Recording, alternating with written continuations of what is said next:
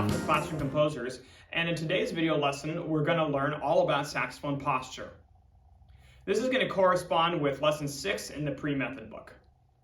Okay, before we even get going with the instrument, it's important that every time you play a woodwind instrument or a brass instrument, or even when you're singing, that you sit correctly. So what you're going to want to do to sit correctly is you want to put your feet flat on the floor, you want to sit up as tall as you can, and you want to scoot to the front half of your chair.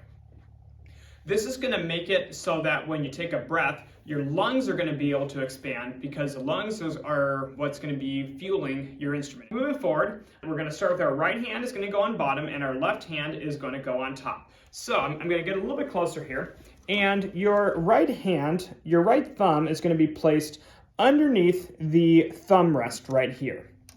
And then your right hand fingers, you're going to have your pointer finger on this first pearl, you're going to have your middle finger on the second pearl, and you're going to have your ring finger on this third pearl right here. And you're going to cover the pearls as you're playing.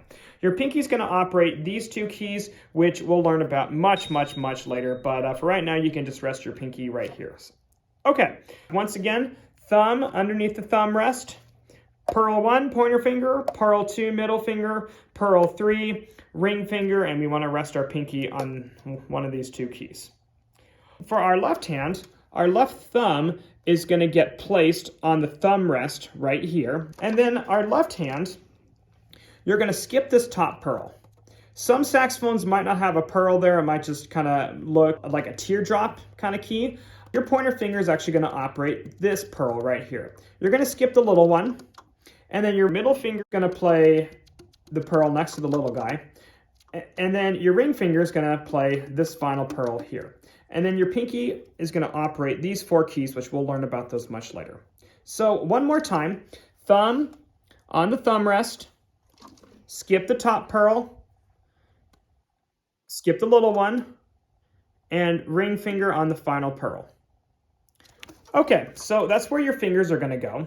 And now we have to learn how to hold the instrument. So for right now, the saxophone's going to go on the right side of your body. And then what we need to do is we need to make sure that the mouthpiece is all set. So you want to angle your mouthpiece so that your mouthpiece is flat with the floor. Because what we don't want is, once we learn how to play our instrument, is you don't want to tilt our head to have the mouthpiece.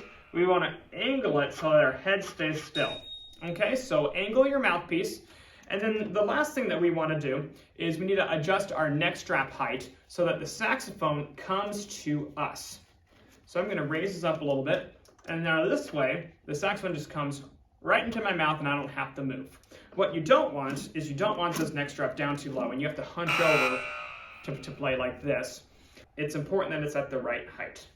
Make sure that you've memorized which keys your fingers are going to press. Make sure that you memorize which hand goes on top, which hand goes on bottom. Make sure that you have your mouthpiece tilted and that you have your neck strap at the right height.